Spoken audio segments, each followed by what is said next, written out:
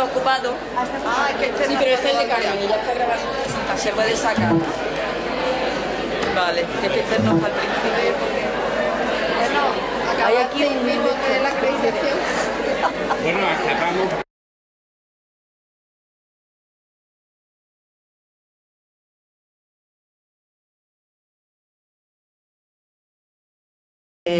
La profesora Esther Barberá Heredia, es un auténtico placer y le agradecemos muchísimo que esté aquí con nosotras y nosotros. Esther Barberá es catedrática de Psicología Básica. Bueno, tengo que decir que fue la primera cátedra con perfil de género en España. Actualmente directora del Instituto Universitario de Estudios de la Dona de la Universidad de Valencia. Además ha sido directora de Departamento de Psicología Básica, también fue durante 6 años.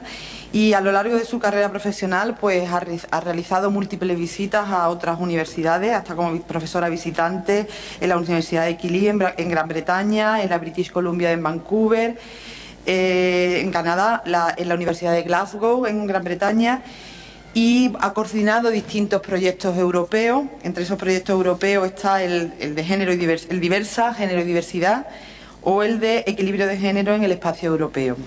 Además ha coordinado distintos, bueno, ella escribió el libro de Psicología y Género en el 98, que para las que nos dedicábamos a temas de género y psicología fue todo un referente, y luego también ha tenido otras obras muy conocidas como el de Mujeres Directivas, Promoción Profesional en España y Reino Unido, Psicología y Género, que es un libro de 2004 que ella también coordinó, y Género y Diversidad en un entorno de cambio. Tiene muchísimos artículos en temas de estereotipos y esquema de género en la organización laboral, y también ha trabajado el tema de techo de cristal en el liderazgo de las mujeres. Yo sé que vamos por lo visto bien de tiempo y sé que no es un momento personal para contaros mi vida ni mi relación con Esther, pero sí que quiero deciros que de esos momentos en que tú sientes qué lista fui, qué decisión más buena tomé. Sé que además estoy presentando a Esther, pero no voy a olvidar a mi amiga Ana Freixa, que también está ahí sentada. En un momento de mi vida tuve que decidir pasar estancia fuera y decidí pasarla con Ana y con Esther. Eso es de las decisiones que me marcaron muchísimo y que realmente me siento súper afortunada de haber tenido la oportunidad de poder trabajar con ellas.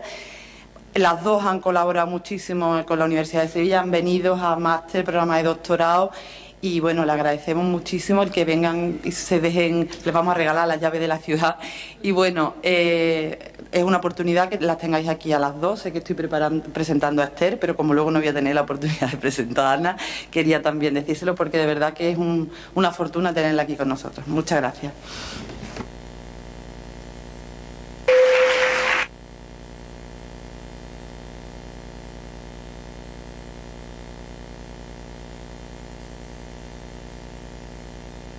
No es esta, ¿no? Sí, la verdad es que para mí es un auténtico placer estar aquí en Sevilla.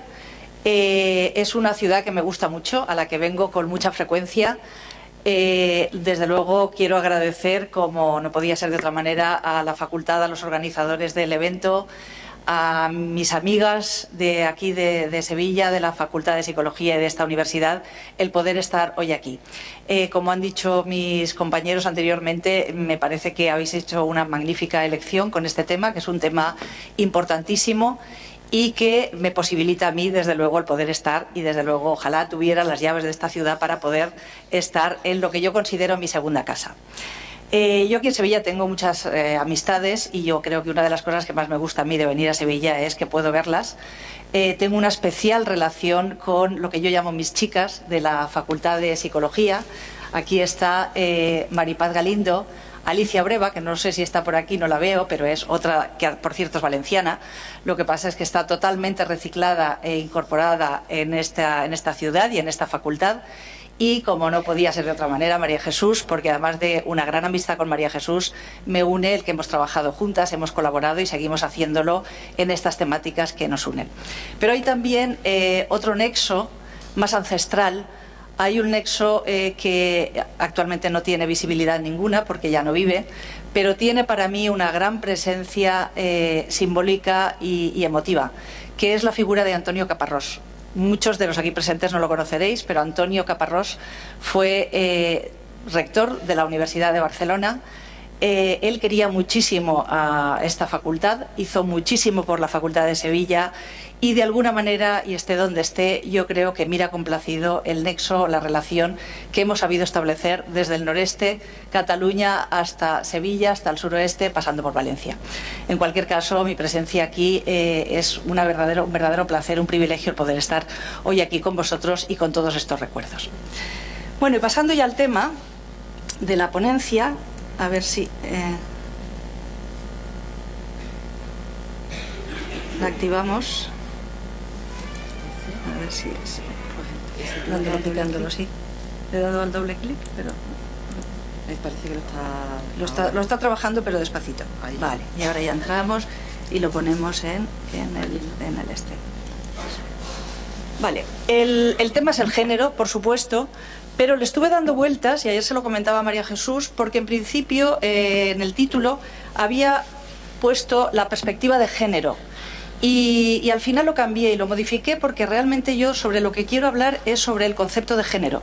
El concepto de género en psicología, pero no solamente en psicología, sino en general en las ciencias sociales, porque es un concepto que ha tenido unas repercusiones muy grandes. Ha sido un heurístico importantísimo para la investigación en feminismo, en toda la teoría feminista. Y yo creo que para la teoría feminista representa una piedra angular del desarrollo suyo. Es una categoría con un gran poder. Y es un concepto que, por eso le he puesto en el título el concepto de género, utilidades, porque creo que ha sido muy útil, pero también al haber sido un concepto tan utilizado, al haber sido un concepto tan popularizado, pues se han cometido bastantes abusos con respecto a él, y por eso quería hablar de esos abusos, de esos aspectos negativos o de esas críticas que figuran con respecto al concepto de género. Y antes de entrar en el tema, que voy a hacerlo muy directamente, sí que quería, puesto que he hablado de la duda que tuve yo con la perspectiva de género y he mencionado feminismo, sí que quiero hacer una aclaración, y es que yo voy a utilizar los nombres de perspectiva de género, enfoque de género y teoría feminista o feminismo en sentido intercambiable. Como no me voy a dedicar al tema, habría que distinguir, porque no es lo mismo y hay distintas orientaciones y hay distintos orígenes, y el feminismo, la teoría feminista, no es una única teoría, sino que hay muchas teorías, pero yo solamente lo voy a tomar en sentido genérico, como términos intercambiables, asumiendo algunas ideas básicas en las que coinciden las tres, que son, por un lado, el que vivimos en una sociedad patriarcal. El patriarcado sigue siendo el sistema de organización social y es un sistema caracterizado por las relaciones jerarquizadas. No hay una relación de simetría, sino de asimetría. En segundo lugar, el pensamiento androcéntrico sigue siendo el pensamiento dominante, aunque haya habido modificaciones, como se comentaba antes en la introducción. Desde Huarte de San Juan ahora han cambiado las cosas. Pues sí, efectivamente, ya nadie se atreve a decir las burradas que decía Huarte de San Juan, pero el pensamiento sigue siendo androcéntrico. Y en tercer lugar, y la tercera característica o el tercer postulado, es la voluntad por transformar estas relaciones y por conseguir relaciones más igualitarias, más simétricas, y donde las mujeres estén mejor representadas y sean consideradas ciudadanas de primera categoría. Entonces, en este sentido amplio y laxo, voy a utilizar los términos de feminismo, perspectiva de género o enfoque de género. Y paso a hablar del concepto. Y esta idea de cuáles son las utilidades y, por otro lado, también los abusos o las críticas o los aspectos negativos, los voy a centrar en tres cuestiones. En primer lugar, que el concepto de género, el género ha servido como utilidad para desmontar mitos, sobre todo los mitos que tienen que ver con el determinismo biológico, también los que han tenido que ver con el determinismo social del conductismo radical, pero fundamentalmente con el determinismo biológico. Por otro lado, el concepto de género ha servido también para construir epistemologías alternativas al empirismo, al planteamiento empirista radical. Y, en tercer lugar, el concepto de género ha servido también para ayudarnos a dar cuenta de una manera más cabal, de una manera más completa, de la complejidad de las relaciones humanas. En el año, a finales de los 90, dos psicólogas feministas, Do y Lafrance, publican un artículo, creo que es del año 1999, un artículo en el que hablan del concepto de género y de las aportaciones de este concepto, y estas autoras se formulan una serie de interrogantes a los que tratan de contestar. Y uno de los interrogantes que ella se plantean es el siguiente. Dice, ¿es posible que las cosas sean bastante más complicadas de lo que en principio pensó la psicología? Y la respuesta que se dan ellas es, efectivamente, las cosas, y cuando dicen las cosas se refiere a las relaciones humanas y las relaciones entre los hombres y las mujeres, dice, son bastante más complicadas de lo que en principio pensamos. Y a continuación se formulan otra pregunta a la que tratan de contestar y dicen, ¿puede la psicología por sí sola dar cuenta de esta complejidad? Y su respuesta es, la psicología por sí sola no puede. Debe servirse de las interacciones con otras disciplinas, con otras ciencias sociales que les van a ayudar a entender mejor esta complejidad. En este sentido, la interdisciplinaridad de la que se hablaba en la introducción en este acto parece una cuestión básica y fundamental. El concepto de género ha servido no solo en psicología, sino también en otras muchas disciplinas que se ha utilizado para dar cuenta de esta complejidad. Con respecto a los abusos, a las críticas, a los aspectos negativos, hablaremos de la relación entre sexo-género, que es una relación siempre confusa, siempre ambigua y una relación que ha servido para escribir mucho. Ha habido muchísima tinta cuando se habla de perspectiva de género. Lo primero es qué se entiende por concepto de sexo, qué se entiende por concepto de género, la relación que entre estos dos conceptos hay. También y de manera involuntaria, pero a veces se ha abusado y ha servido de manera negativa para reproducir y a veces exagerar las diferencias entre los hombres y las mujeres, entre lo masculino y lo femenino, y de alguna manera para mostrarnos como que no tenemos nada en común, sino que somos polos opuestos, como podía ser, como dice Gayle Rubén, el día y la noche, el cielo y la tierra, o la luz y la oscuridad. Bueno, en la actualidad sabemos que esto está muy popularizado y que muchas veces hay libros que plantean, y que además son muy leídos, que si los hombres vienen de Marte, las mujeres venimos de Venus, es decir, venimos de planetas totalmente diferenciados. Esto son exageraciones que indudablemente el género también ha contribuido a ellas. Y finalmente, y quiero dedicarle ahí una atención especial porque creo que es lo más actual, y es que nos encontramos en un momento, al que antes se hacía alusión también, verdaderamente paradójico y contradictorio, en el que sí que es verdad que se han conseguido muchísimas cosas, ha habido logros por parte del feminismo, por parte de las medidas y leyes de igualdad, pero por otro lado, como se ha comentado antes también la representante de la Unidad de Igualdad, hay un rebrote del sexismo, hay un rebrote de machismo, hay un rebrote de violencia y hay una situación que a veces resulta alarmante. Y sobre estas paradojas, sobre esta situación confusa, contradictoria, quisiera dedicarle cierto tiempo. Con respecto al primer punto, a por qué el concepto de género ha servido para desmontar mitos, pues aquí tendríamos que hablar de esta diferenciación a la que antes hacía referencia entre sexo y género. Hay que decir que en la literatura científica el concepto de género por primera vez se utiliza desde la psicología y la sexología. Es Money el primero que lo utiliza a mediados de los 50 y por primera vez habla de roles de género, gender roles, en lugar de roles sexuales. Aquí el concepto de sexo no tiene nada que ver con la sexualidad, no estamos hablando de sexualidad, sino de procesos de sexuación. Si hasta entonces se había hablado de los roles sexuales, a partir de Money por primera vez habla de roles de género. Unos años más tarde, Stoller, que es un psiquiatra y un psicoanalista norteamericano, lo vuelve a utilizar no en relación con los roles, sino en relación con la identidad de género. Y vuelve a hablar de identidad de género a diferencia de la identidad sexual, que era lo que se había utilizado hasta entonces. En ambos casos, la incorporación de este término, del término género, se plantea para ver la influencia de la genética frente a las prácticas de crianza con respecto al desarrollo de niños y niñas. Por lo tanto, desde el primer momento el término de género se vincula y se desvincula, es decir, se quiere marcar con una cierta independencia, pero aparece ya vinculado al sexo, como decía antes, no como sexualidad, sino como procesos de sexuación. Como sabéis, casi todos, y si no os lo comento, el concepto de género se vincula en principio con, se dice siempre, los procesos de sexuación tienen que ver con lo biológico, con aquello que nos convierte en machos y hembras o en la especie humana en hombres y mujeres, mientras que el género viene a representar ese factor sociocultural que nos convierte en una especie distinta y que nos hace que las construcciones y los componentes sociales tengan una fuerza muy grande.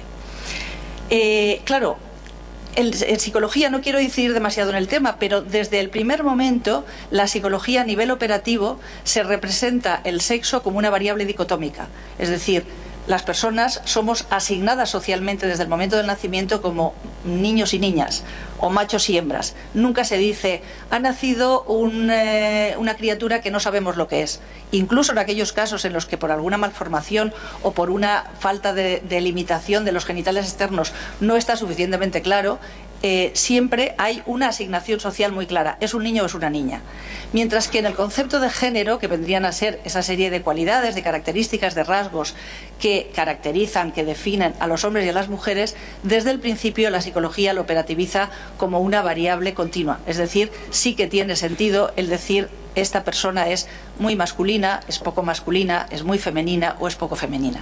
Y esto incluso en los modelos más clásicos, el modelo de la congruencia, el modelo de los años 20 y 30, cuando el género se representa como una única dimensión con dos polaridades, una al polo masculino y otra al polo femenino, pero ya hay cuestionarios que evalúan a las personas. El ideal en estos casos era que la persona, los hombres, fueran masculinos y las mujeres femeninas, en el sentido de que decir que un hombre era poco masculino significaba que era muy femenino y le restaba masculinidad. Pero bueno, cuando años más tarde, a través del modelo de la androginia, en los años 70, la representación del género, la representación de la masculinidad y la feminidad todavía se independiza más y se consideran dos dimensiones independientes entre sí, todavía se distancia más el género del sexo, el hecho de ser hombre o mujer, de desarrollar características masculinas y femeninas. A partir de esta independencia se considera que cualquier persona, sea niño, niña, hombre o mujer, va a desarrollar en mayor o menor grado características de masculinidad y de feminidad. Y todo esto os lo comento porque, de alguna manera, esta incorporación de un concepto que remite a los constructos o a las características socioculturales, que se intenta diferenciar de esas características de orden más biológico, va a posibilitar, sin duda, el que la psicología, y otras ciencias sociales también, pero la psicología intente dar unas explicaciones alternativas a la explicación dominante, que cuando trata de ver por qué existen las causas o los motivos de que exista discriminación discriminación hacia las mujeres en la sociedad, trate de dar explicaciones de índole social frente al determinismo biológico. La explicación más común era, como se ha comentado antes con Huarte de San Juan, pues las mujeres tienen la capacidad de parir, pero eso las hace pues que no tengan que salir de las paredes del hogar. De alguna manera la naturaleza es destino y la naturaleza de las mujeres es esa, y así le vamos a atribuir pocas cualidades, pocas potencialidades y poco desarrollo, porque no va a estar presente en la sociedad. En la década de los 80, desde la psicología se formulan bastantes explicaciones desde la psicología social, que intentan buscar la causa y las razones, los motivos de la discriminación en aspectos sociales y culturales. De estas distintas teorías, a mí hay una que me gusta especialmente, que es la teoría del rol social de Agli. Me gusta especialmente, aunque digo que hay otras muchas, porque esa teoría, y luego yo creo que Agli en épocas posteriores la modifica, y yo creo que las modificaciones, desde mi punto de vista, ya no son tan interesantes como el planteamiento ideológico claro que tiene en esta primera formulación del 87. Y es porque ella plantea, en primer lugar, como una característica muy clara, que el origen de la discriminación tiene que ver con lo social y tiene que ver con la división sexual del trabajo. La división sexual del trabajo, es decir, una convención social en virtud de la cual las actividades se clasifican en productivas y reproductivas. Las productivas se valoran, se consideran valiosas y se atribuyen a los hombres y a lo masculino, y las reproductivas se consideran muy poco válidas y se atribuyen a las mujeres y a lo femenino. Esto va a marcar el origen de la discriminación. Y esto, que pasa, ella lo explica en el 87, pervive hasta el momento actual. Aunque las mujeres estemos en el mundo de lo productivo, en estos momentos, y haya muchas mujeres, y en estos momentos de crisis clarísima se está viendo muy evidente cómo las actividades reproductivas, que son fundamentales para el mantenimiento y el bienestar de la sociedad, están en total declive y no están valoradas ni reconocidas en el mercado del trabajo. Pero la teoría de Agli además le da otra vuelta de tuerca, porque ella no solamente plantea que el origen está en la división sexual del trabajo, sino que dice, las personas, los niños, las niñas, los hombres y las mujeres, aprendemos a interiorizar este mandato social y hacerlo nuestro como si fuera algo de la naturaleza, algo sobre lo que no hay que interrogarse, algo que nos viene dado y es lo normal. De ahí que nos parezca que no tenemos que dar explicación de por qué las mujeres estamos en esta posición, porque lo hemos naturalizado. Pero es curioso porque esta naturalización no es el origen es un orden social, un mandato social que nosotros interiorizamos, que nosotros asumimos como algo que procede de la naturaleza, sobre lo que no hay que interrogarse y que nos sentimos culpables si no cumplimos con él. Aprendemos los roles, los ejecutamos y consideramos que esto es la norma, lo que debe ser. Bueno, pues esto yo creo que indudablemente no es que el concepto de género haya sido el único, pero ha contribuido enormemente a aclarar esta serie de términos. Por otro lado, con respecto a lo negativo, los abusos de los que yo hablaba, que tiene que ver con la relación, pues yo he mencionado ahí tres cosas. La cuarta es simplemente un comentario que hace Donna Haraway, que tiene que ver que, en primer lugar, en la práctica, cuando se habla de género y sobre todo por parte de la gente, de las personas que no están especialmente interesadas en estos temas o que no los conocen suficientemente, el género se ha venido a convertir en un sustituto del sexo. Hay gente que te comenta y dice, bueno, pero esto es sexual, esto es de género, es que hay que poner. Te dicen, pues antes se hablaba de sexo, ahora hay que poner de sexo, insisto, no de sexualidad. Donde antes se ponía sexo, diferencias sexuales, ahora pon diferencias de género, porque es lo que queda mejor, lo que está mejor visto y está menos anticuado. Esto ocurre con frecuencia y se está llegando a niveles absurdos en los que a veces en trabajos de tipo empírico, cuando se describe la muestra, te dice, hay algunas personas que dicen, esta muestra está formada por tantas personas del género masculino y tantas del género femenino, como si les hubieran pasado un cuestionario para ver el género. Y dice, bueno, pero se puede hablar de hombres y de mujeres, se puede decir, podemos utilizar el término dicotómico, aunque tenga que ver con una asignación social, pero no hay que tener miedo a utilizarlo. Es decir, no hay por qué estar utilizando ahora género de una manera indiscriminada. Pero esto en la práctica está ocurriendo y ocurre con mucha frecuencia. Otra de las cosas que ocurre es que realmente la delimitación entre estos dos conceptos no está tan clara, porque el origen de uno de ellos, como os he comentado, procede del otro y por lo tanto están indisociablemente unidos. Esto, desde mi punto de vista, Gayle Rubén lo plantea muy bien cuando ella habla del sistema sexo-género, porque dice, aunque son conceptos que cada uno de ellos tiene su entidad, tiene entidad propia, pero en el fondo son inseparables, porque si nos remitimos al género y cuál es el origen del género, pues el origen del género y de lo masculino y de lo femenino está en que se ha asignado a los hombres y a las mujeres, y de ahí no podemos salirnos porque es absurdo, no hay una independencia total. En la actualidad, por ejemplo, por poneros un ejemplo, se habla de trabajo, este trabajo o esta profesión es masculina o esta profesión es femenina. En las carreras se dice las que están masculinizadas y las que están feminizadas. Y, por ejemplo, el caso de las carreras técnicas, de los estudios técnicos o de las profesiones técnicas, se dice son profesiones masculinas. Cuando se dice que una profesión es masculina, no solamente se quiere decir que haya hombres en esa profesión. De hecho, en profesiones técnicas, en el momento actual y en muchos países y en muchos lugares hay bastantes mujeres, hay una masa crítica de mujeres que las están ejerciendo, que las están estudiando. El hecho de que entren mujeres no cambia el rótulo de que sea una carrera o unos estudios o una profesión que se considere masculina. Se le están atribuyendo otra serie de características, pero si al final indagamos en por qué esa carrera es etiquetada de masculina o de femenina, acabamos llegando a la conclusión de que es porque en el origen y en principio ha habido presencia de hombres y se ha valorizado, o ha habido presencia de mujeres y está desvalorizada. Por lo tanto, realmente son conceptos que, aunque son independientes, tienen muchísima relación entre sí. Por otro lado, esto que yo os decía antes y que normalmente aparece en casi todos los textos donde se delimita el concepto de sexo y el de género, de que uno tiene que ver con lo biológico y el otro tiene que ver con lo sociocultural, pues es relativo y no es del todo cierto, porque construcciones son todas. El sexo tiene que ver con las construcciones, o es una construcción cultural. De hecho, como comentábamos al principio, como yo os decía, cuando la asignación social dice que ha nacido un niño o ha nacido una niña, esto no es solo biología, es sobre la percepción de unos determinados órganos. Yo voy atribuyendo y digo, esto es un niño y esto ya le voy colocando toda una serie de características que están, de expectativas, de creencias, que están dentro de las personas y dentro de los poderes dominantes y históricamente lo que se considera ser un niño, una niña, un hombre, una mujer ha ido cambiando a lo largo de la historia. Por lo tanto, tampoco es del todo correcto el decir que uno es biológico, solo biología, lo otro es solo construcción. Todos son construcciones socioculturales y participan de lo biológico, y sin lo biológico no habría nada, porque no estaríamos aquí ni entenderíamos nada. Bueno, con todo esto lo que quiero decir, y por eso he puesto aquí la frase de Donna Haraway, porque dice: acentuar excesivamente e incidir en las diferencias entre sexo y género no ha traído, la teoría feminista no le ha traído más que desgracias. Por lo tanto, hablemos del sistema sexo-género o hablemos de género en general, pero sepamos que estamos hablando de un conjunto de cosas.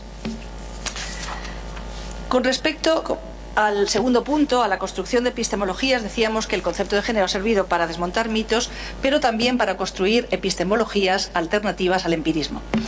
Desde el empirismo radical se plantea que la realidad social existe y existe por sí misma, y que lo único que hacen los investigadores es aproximarse a su estudio de la manera más neutra, más objetiva y más distante posible. Es algo así como que la realidad está ahí. El investigador va con la cámara de fotos, procura tomar una foto lo más nítida posible y cuanto menos se aproxime, menos toque, mejor, porque va a ser más objetivo. Frente a este planteamiento empirista de que la ciencia es así y lleva a la verdad y la neutralidad y que hay que ser muy objetivos en ella, van surgiendo nuevas epistemologías, no solo desde el feminismo, desde el constructivismo, desde el estructuralismo, van surgiendo nuevas teorías del conocimiento que plantean que el conocimiento lo construyen los sujetos y, por lo tanto, la subjetividad no es que está presente, como reconoce el empirismo, que son las personas las que construyen y las que hacen ciencia, pero que al final la subjetividad es un sesgo, siempre es un error o una desviación. Desde las posiciones constructivistas lo que dicen es, no es que sea un sesgo, es que la subjetividad es lo que forma parte del conocimiento, porque fuera de estas construcciones no hay nada. Quiero decir, construimos la ciencia, las personas, y estas personas vamos con toda nuestra carga subjetiva. Por lo tanto, la subjetividad es un elemento fundamental. Desde este punto de vista, no tiene sentido hablar de teorías que sean verdaderas o falsas, de que vayamos buscando la verdad objetiva, porque la verdad no existe ni la objetividad tampoco, sino que las teorías, las hipótesis que se van construyendo son más o menos útiles dependiendo de para qué nos sirven, y desde luego deben tener capacidad transformadora. Y esto, el concepto de género, ha contribuido también a este desarrollo de esta nueva epistemología, de esta nueva forma de entender el conocimiento. De hecho, si hacemos un repaso a cómo la psicología construye a lo largo de la historia las distintas teorías que han intentado explicar las diferencias, el análisis comparativo entre los hombres y las mujeres, en la búsqueda de explicaciones a esta comparación, a este análisis comparativo, vemos que la inmensa mayoría de teorías, y han sido muchas y de muy distintos tipos, se pueden clasificar como en dos grandes bloques. Unas, las que han planteado que los hombres y las mujeres nos diferenciamos bastante, tenemos bastante características distintas, y que lo que hay que hacer es poner en valor las características de las mujeres, lo femenino, pero que nos diferenciamos mucho, y otras que por el contrario han planteado que en general los hombres y las mujeres tenemos muchísimo en común, que lo que nos diferencia es muy poco, y que en la inmensa mayoría de características psicológicas las compartimos. Entre el primer grupo, que serían los planteamientos de tipo maximalistas, porque tienden a maximizar las diferencias, pues estarían teorías tan distintas como el psicoanálisis o la sociobiología, por ejemplo, por poner dos teorías radicalmente distintas, pero que inciden en que los hombres y las mujeres somos bastante distintos. Entre las segundas, los que plantean que los hombres y las mujeres nos parecemos más que lo que nos diferenciamos, pues estarían las teorías del aprendizaje social y una gran parte de las teorías cognitivas. Pero aquí, desde este planteamiento epistemológico constructivista, lo que se va a decir es: ¿cuáles son las buenas? Pues no hay ninguna que sea ni buena ni mala, no es que haya una que sea mejor o peor, porque al final una es una exageración hacia un lado, otra exageración hacia otro lado, pero son construcciones. Y lo importante es ver cuáles son las utilidades sociales que tiene cada una de estas construcciones, para qué sirven. Como ejemplos de utilidad social de los planteamientos maximalistas, los planteamientos maximalistas, como os comentaba hace un momento, han servido para poner en valor las características femeninas. Si en general, como decíamos antes, la ciencia se ha construido desde el androcentrismo, tomando como norma a lo masculino, los rasgos masculinos y a los varones, pues el plantear que hay características femeninas, que esas características son valiosas, pero no son valiosas solo para las mujeres, son valiosas con un valor universal para todos nosotros. Y esta es algo a lo que desde los planteamientos muy diferencialistas, desde el feminismo de la diferencia, se ha reconocido y ha tenido una utilidad social importante y la sigue teniendo. Sin embargo, las teorías minimalistas, las teorías o los planteamientos que dicen que nos parecemos mucho más de aquello en lo que nos diferenciamos, también han tenido consecuencias de utilidad positivas porque han servido, entre otras cosas, para potenciar las políticas de igualdad en las que en estos momentos nos encontramos porque están a la orden del día. Pero también, desde este punto de vista, ha habido rasgos negativos, consecuencias negativas por parte de ambos planteamientos, de los maximalistas y de los minimalistas. En el caso de los planteamientos maximalistas, por un lado han reconocido el valor de lo femenino, pero también en ocasiones han servido para reproducir a través de los discursos las diferencias y a exagerarlas, como comentábamos hace un momento.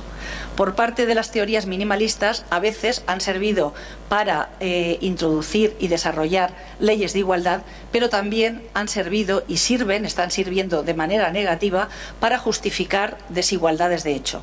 En estos momentos, desde un planteamiento minimalista que plantea que los hombres y las mujeres en principio nos parecemos mucho y que además no hay discriminación formal porque hay una igualdad, no hay una discriminación explícita, y que hay una igualdad formal muy clara, dice, pues si las mujeres no alcanzan los niveles profesionales o los niveles políticos o los niveles sociales superiores, pues será porque, ¿por qué? Pues hoy en día nadie va a decir que porque no son capaces, porque no es políticamente correcto, pero sí que se dice que es que a las mujeres no les interesa, que las mujeres no están motivadas, no están interesadas, y se quedan ahí. Dice, bueno, la culpa está, en último término, es de las mujeres, se vuelve hacia adentro. Esta es una consecuencia claramente negativa de esto de decir que nos parecemos mucho, entonces si hay igualdad formal, pues será porque las mujeres no quieran.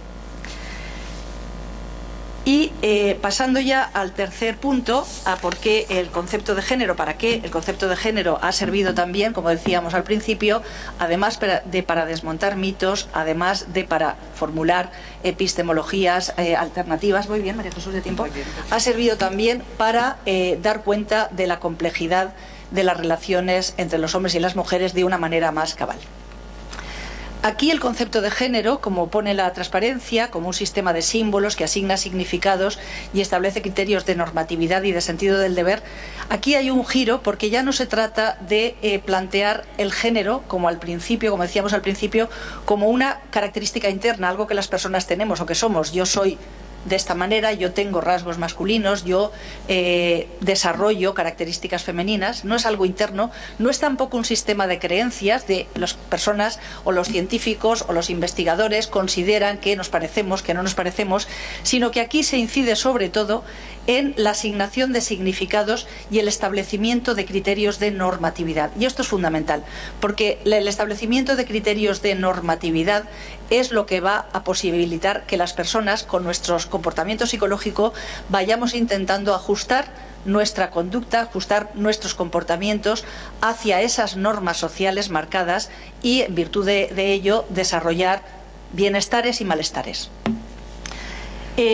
Si hacemos un repaso, y tampoco voy a incidir mucho, a lo largo de la historia de la psicología, sobre todo en el siglo XX, a lo largo del siglo XX, cómo se formulan la mayor parte de teorías psicológicas, las grandes teorías psicológicas sobre el aprendizaje, las grandes teorías psicológicas sobre la sexualidad infantil y el inconsciente, las grandes teorías sobre la motivación. Todas las teorías psicológicas centrales, las que se formulan en el siglo XX, las fundantes, diríamos, son teorías que están marcadas por una tremenda normatividad masculina. Y esta tremenda normatividad masculina ha hecho que luego todos los desarrollos posteriores siempre se hayan planteado como excepciones a la norma, porque la norma previamente se había construido. Si hacemos un repaso de Freud, vemos como Freud, cuando habla de la sexualidad infantil, con toda la impronta y la importancia que supuso en su momento del reconocimiento de la sexualidad infantil, es él, indudablemente, como todos, pues tuvo las limitaciones de su época, y su planteamiento de época victoriana es tremendamente machista, porque no podía ser de otra forma, porque así era, pero el planteamiento suyo es de cómo él se queda sorprendido de cómo los niños y niñas pequeñitos que tienen un desarrollo sexual muy similar, él dice en un momento determinado, de ser todos muchachitos en potencia, las niñas ya son designadas como muchachitos en potencia, en un momento determinado del desarrollo, estos muchachitos en potencia, que les llaman muchachitos porque son activas, porque tienen dinamismo, en un momento determinado pierden el desarrollo normal, el masculino, desarrollan un Edipo mucho más complicado, que no es el Edipo normal, el de los niños, el masculino, y entran, y esto lo explica él en sus dos textos fundamentales de la sexualidad femenina y la feminidad, la sexualidad de las mujeres y la feminidad, en la que plantea que todo es mucho más complicado porque se han salido de la norma, de una norma que ya se había establecido. Si nos vamos al caso de la motivación, pues todavía es más exagerado. Cuando Maclellan y Atkinson construyen la gran teoría sobre el motivo de logro, solo utilizan muestras masculinas y desarrollan el TAT, el test de percepción temática, y obtienen unos resultados y la teoría se empieza a lanzar a la ciencia. Cuando unos años más tarde entran las mujeres en las muestras empíricas y las mujeres no se rigen por los patrones que se habían establecido, en lugar de decir construimos una teoría muy parcial, una teoría muy miope, una teoría que excluía el 50%, dicen es que las mujeres son raras, es que las mujeres no siguen la norma ya ha estado establecida por la teoría, y entonces empiezan a desarrollar teorías alternativas para explicar la excepcionalidad de las mujeres. El caso, por ejemplo, de la teoría de Martin Horner del miedo al éxito en las mujeres. Las mujeres no desarrollan el motivo de logro normal, es decir, normativizado de forma masculina, porque tienen miedo al éxito. Y ya con eso pues lo hemos resuelto y mantenemos la misma teoría. Bien, esto es así a lo largo de la historia y sigue siendo así. Y sigue siendo así de tal manera que ya voy a entrar no en historia ni en teorías psicológicas, sino en la situación actual que estamos viviendo, en la que los modelos normativizados con arreglo a los cuales las personas tratamos de emular y tratamos de comportarnos, pues están marcados por una diferencia y una discriminación apabullante en el momento presente. Y cuando digo el momento presente, estamos en la segunda década ya del siglo XXI. Estos modelos, con arreglo a los cuales los niños y las niñas de pequeñitos y los hombres y las mujeres ya un poquito más mayores tratamos de ajustarnos de manera a veces consciente y otras inconsciente, pero que ahí están y a nadie nos pueden resbalar porque los tenemos todos muy presentes, incluso las personas feministas, pero ahí estamos con los mismos modelos que todo el mundo. Son modelos para los niños y niñas, para los hombres y las mujeres, totalmente diferenciados, totalmente dicotomizados, totalmente sesgados y dificilísimos de conseguir en un caso y en otro caso. Y yo creo que sobre esto hay que incidir, hay que hablar y hay que reflexionar, porque es muy importante saber lo que estamos transmitiendo y lo que estamos y están sufriendo los jóvenes y sobre todo las jóvenes. El modelo de ideal masculino en estos momentos es un modelo, como os decía, no es nada fácil, y no es nada fácil, los niños y los chicos jóvenes no lo tienen nada fácil, porque es un modelo donde la masculinidad hegemónica, podríamos decir, o el modelo clásico ha entrado en crisis. No es que no exista, sigue siendo el modelo dominante, pero ha entrado en crisis. Este modelo clásico se caracteriza por el mito del macho, los hombres no lloran, los hombres son fuertes, el mito de la hipersexualidad masculina, los hombres siempre están disponibles para tener relaciones sexuales y si no lo están, mal vamos, y el mito del éxito social, los hombres siempre van a competir por conseguir y por ser el número uno. Este modelo, que sigue siendo un modelo muy fuertemente arraigado, en la actualidad decimos que está en crisis a nivel formal, está en crisis y hay grupos desde los años 90, hay algunos grupos, los nuevos movimientos de las nuevas masculinidades, los grupos de hombres, que de una manera parecida a lo que ocurrió con las mujeres en la década de los 60 y los 70, cuando empiezan a reunirse porque no nos sentíamos cómodas y no sentíamos bienestar en nuestra situación familiar, social y académica, y empezábamos a compartir nuestros malestares, pues también lo está pasando a grupos de hombres que intentan buscar identidades alternativas a este modelo hegemónico que está en crisis. Pero sigue siendo un modelo hegemónico y desde luego no hay una alternativa clara, bien formulada al mismo. Por lo cual yo creo que la dificultad fundamental tiene que ver con lo que yo denominaría el desconcierto. Hay un desconcierto grande con respecto a qué modelo seguir o a qué normas atenerse. ¿Qué es lo que está ocurriendo con el modelo ideal para las mujeres, para las niñas? Pues este modelo es distinto Y este modelo no es tanto de desconcierto como de tiranía. Es un modelo tremendamente tiránico, es un modelo de la Superwoman, es un modelo dificilísimo, yo creo que a veces imposible de cumplir, pero ahí está tirando de la cuerda y esclavizando. Y es un modelo que lo quiere todo. El modelo actual de ideal para las mujeres lo quiere todo. Lo quiere todo es que no ha perdido un ápice de lo clásico, lo ha transformado, le ha dado otra forma, pero no ha perdido un ápice de lo clásico. En estos momentos la maternidad sigue siendo un valor social tremendo, un mandato, y de hecho está siendo obedecido e interiorizado por parte de muchas mujeres jóvenes que si no tienen hijos lo viven mal, y si tienen hijos situaciones que a veces son un poco alarmantes, ¿no? De hasta los 5 o 6 años no me puedo separar de mi niño o mi niña, yo tengo que dar de mamar hasta que vayan a la etapa escolar. Es decir, una maternidad súper abnegada, entregada, total y absoluta.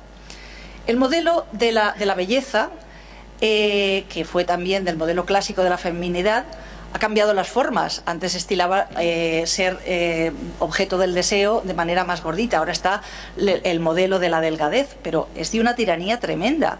Los trastornos alimentarios que hay afectan algo a los niños, pero fundamentalmente a las niñas en estos momentos, por conseguir unos estándares salvajes de peso y de control del peso, son tremendos, pero tremendos, tremendos. Las transformaciones del rostro y el cuerpo para intentar aparentar una juventud que no se tiene son tremendas, tremendas, tremendas. Y detrás hay industrias que se están favoreciendo con todas estas tiranías. Pero ahí están. Porque además el modelo ideal de las mujeres es el modelo de la mujer que ha entrado en el mundo productivo y que también quiere y pelea por tener un trabajo, por tener un lugar en la sociedad, por tener un lugar y demostrar que se vale, que se puede y que además somos libres e independientes. Con lo cual yo creo que se han ido incorporando muchas cosas, pero no sustituyendo unas por otras más libres o por otras más liberadoras, sino acumulando, acumulando, acumulando, de tal manera que la situación, como os decía al principio, la situación actual yo creo que es verdaderamente paradójica, verdaderamente disonante, porque nos encontramos en un momento en el que es innegable que ha habido grandes logros. Lipovetsky dice, a finales del siglo pasado, comenta que de todas las revoluciones que ha habido en el siglo XX, y que han sido muchas, la más importante, la más valiosa y la más positiva es la revolución social protagonizada por las mujeres, y esto es innegable. Y esto ha afectado al ámbito educativo, ha afectado al ámbito laboral, al ámbito social, a las relaciones humanas, a todo. Y esto es innegable. Pero también es innegable que los niveles de sexismo, los niveles de violencia física y simbólica en estos momentos son tremendos, tremendos, tremendos, pasando por estos modelos y pasando por unos medios de comunicación y unas enseñanzas no formales, pero sí informales, que nos dejan perplejos en muchas ocasiones. El otro día leía un trabajo de una autora que quería muy brevemente leeroslo, ya estoy acabando, pero comentaba esta autora. ¿Tengo tiempo? Vale, perfecto. Comentaba esta autora y hablaba del siglo XXI, del momento actual, y hablando de la situación de sexismo que estamos viviendo y que estamos padeciendo, comentaba: ¿cómo es posible que en pleno siglo XXI se hacía una serie de interrogantes? Dice: ¿por qué las niñas quieren seguir siendo princesas y los niños futbolistas o superhéroes? ¿Por qué las carreras y profesiones aún están feminizadas y masculinizadas? ¿Por qué las mujeres solo poseen el 10% del poder mundial? ¿Por qué enfermamos de manera diferente unas y otros?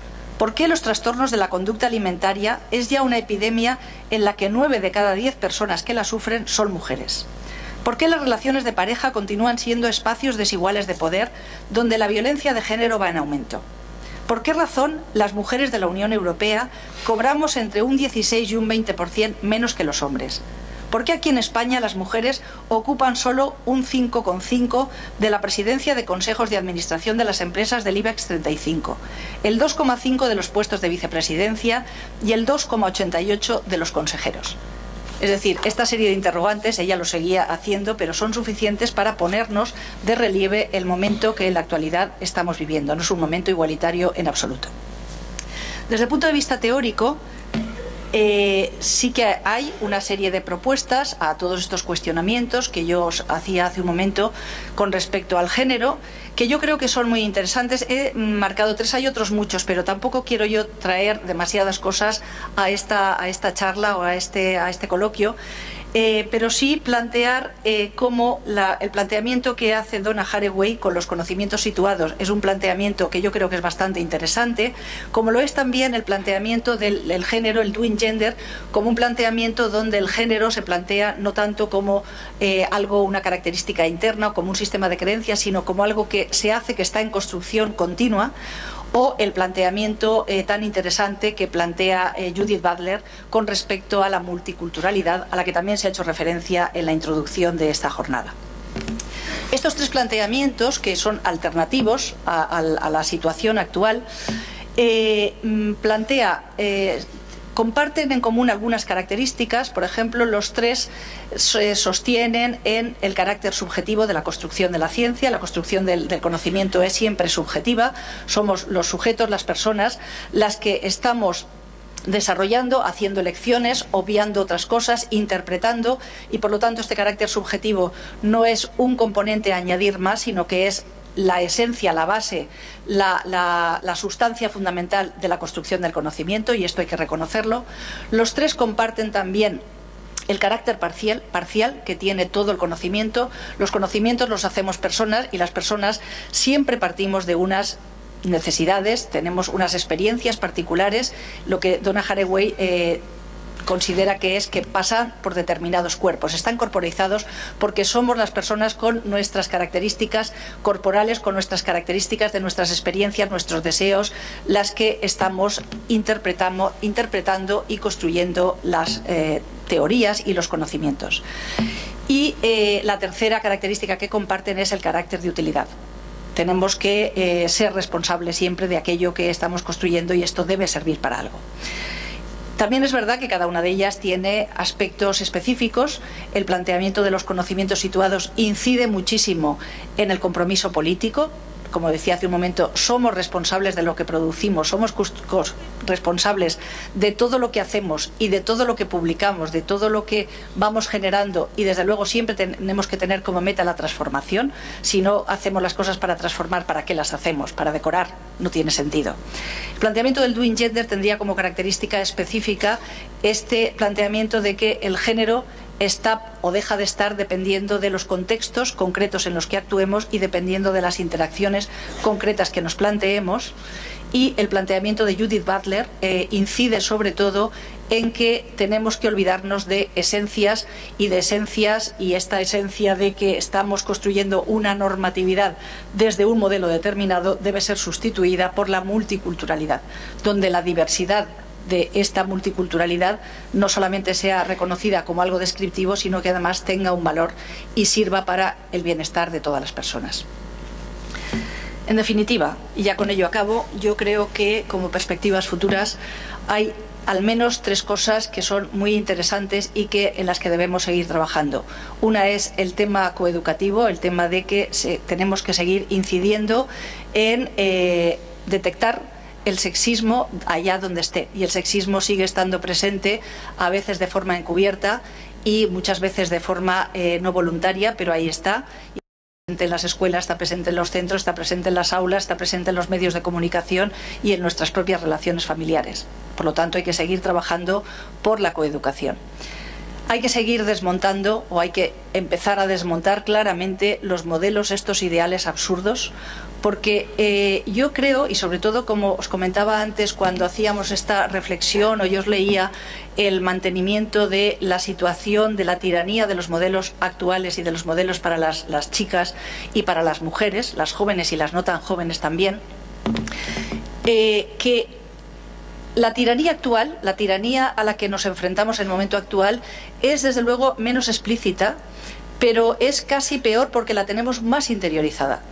En los años 70 hay una autora, Betty Friedan, que escribe un libro que hizo época, claro, que es La mística de la feminidad, en la que ella intenta dar cuenta de estos malestares que comparten muchas mujeres que en la época de la revolución industrial pues ya han salido de las fábricas, se han situado en sus casas, tienen unos hogares fantásticos, tienen electrodomésticos y tienen una vida aparentemente feliz, pero que ellas están insatisfechas y que no saben, porque no tienen una causa objetiva clara de insatisfacción, porque todo lo que tienen aparentemente es bueno. Y la insatisfacción reflexión, cuando empiezan a reunirse y ver cuáles son sus malestares, pues ven que el malestar tiene que ver fundamentalmente con el hogar. Con el hogar, que para los hombres sigue siendo el reposo del guerrero, el sitio del descanso, pero que para ellas es como la cárcel. Para ellas puede ser una jaula de oro, pero sigue siendo una jaula, sigue siendo un lugar que les atrapa y que les impide ser libres. Bueno, pues estas paredes del hogar, de los que han hablado mucho las feministas también, como el lugar que no es el lugar de intimidad ni el lugar de desarrollo personal, sino todo lo contrario, el lugar de encierro, el lugar de atrapamiento, en estos momentos yo creo que está pasando del hogar al cuerpo. Lo estamos interiorizando todavía un poquito más, y gran parte de los trastornos alimentarios que están ocurriendo en estos momentos y están a la orden del día y cada vez en edades más tempranas, tiene que ver con estos intentos de control que en lugar de tenerlos fuera los estamos incorporando dentro. Y esto tiene muchísimo que ver con estos modelos, con estas idealizaciones, con estos ideales de belleza, con estos negocios montados para querer transmitir cuestiones que son absurdas, que son imposibles y que generan malestar.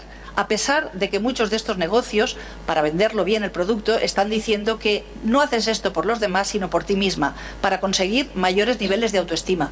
Esto ya es la vuelta de tuerca de la vuelta de tuerca, como si el nivel de autoestima tuviera que ver con la consecución de un objetivo mínimo que te va a generar, a la larga o a la corta, mucho nivel de malestar muy superior.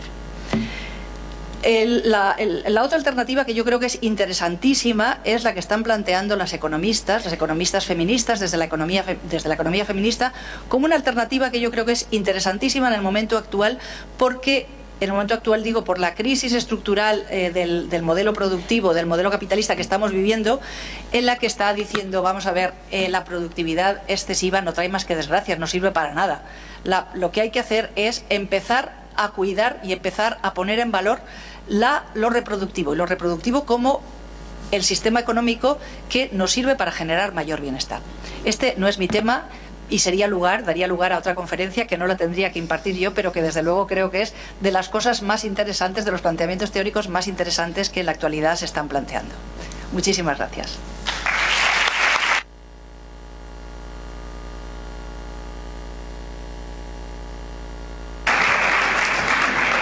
Bueno, como quedan como unos 5 o 7 minutos, tenéis la oportunidad de preguntarle a Esther aquellas ideas que os hayan sugerido, si algo nos ha quedado claro. Yo creo que se puede abrir un pequeño turno por si alguien quiere comentar o preguntar algo.